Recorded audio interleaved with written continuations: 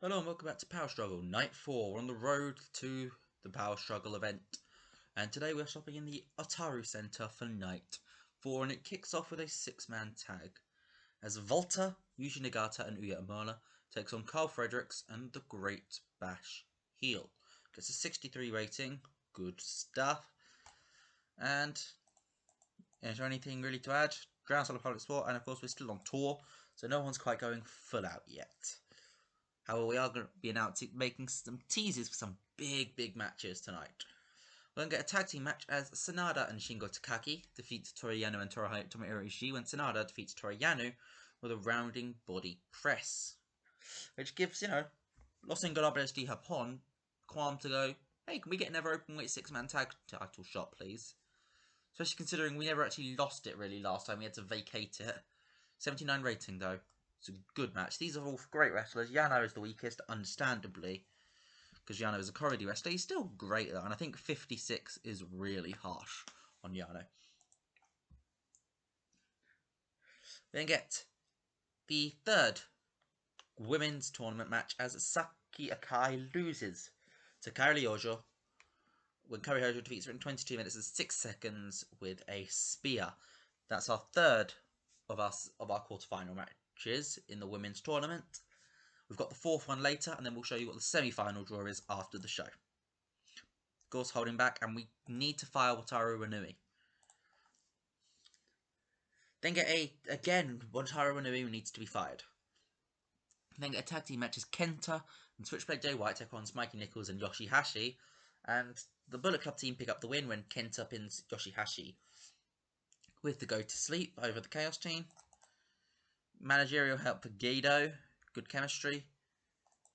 And Yoshihashi is declining physically, which at 59, he was never really that great to begin with. So now that he's declining, we are just going to have to use him to put people over now. And after the match, Kenta's celebrating in the ring after just won, and Drew Galloway, out of nowhere, just hits a claymore on Kenta. Kenta's down on the ground. Galloway looks at the IWGP United States Champion and just tosses it on Kenta. Oof. And our last of our tournament matches sees Mayu Iwatani defeating Hikaru Shida with a double foot stomp in 21 minutes and 4 seconds. Great stuff here. Gets a 6-9 rated match. Iwatani gets a 68-66 for Shida. Public support for both people. Shibata is a great road agent. It's as simple as that.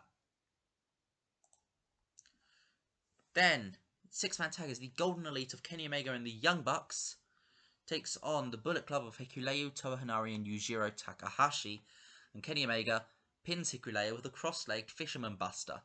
Omega was head and shoulders above everyone else, because even on a tour show, Omega in Japan gets 97 still. God damn it, Kenny. Why are you so good? Hanare was the weak link with a 49. To be honest, most people look like a weak link compared to Omega. It's an 81 rated match though. And he cuts this promo afterwards in a mixture of English and Japanese. It pretty much goes to Drew Galloway. You might have been the top dog in your old stomping ground. But you can't just run over here and jump to the front of the queue. That's not how it's going to happen. I'm after the IWGP United States Championship.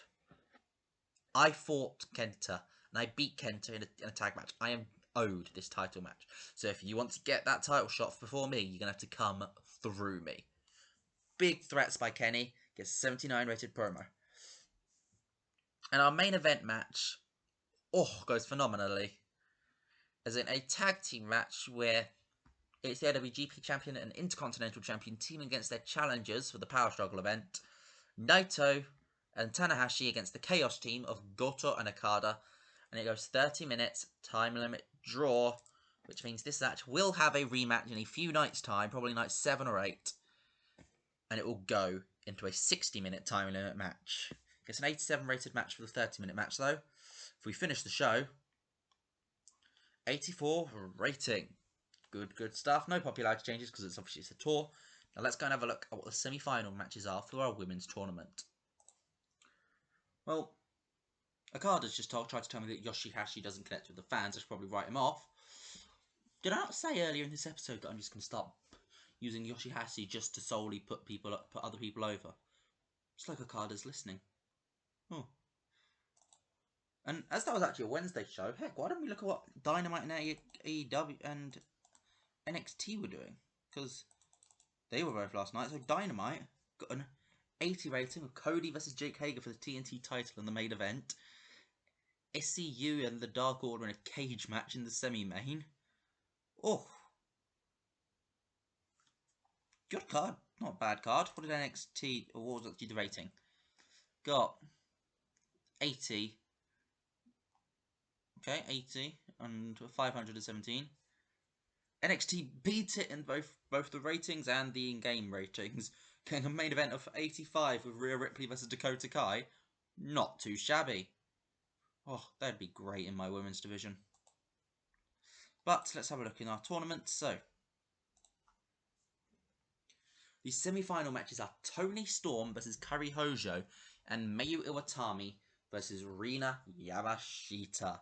That's what we came looking for, and that's what we found out here. So I have been Ben Chapman, and that was New Japan, episode 13. Unlucky for some, not for me.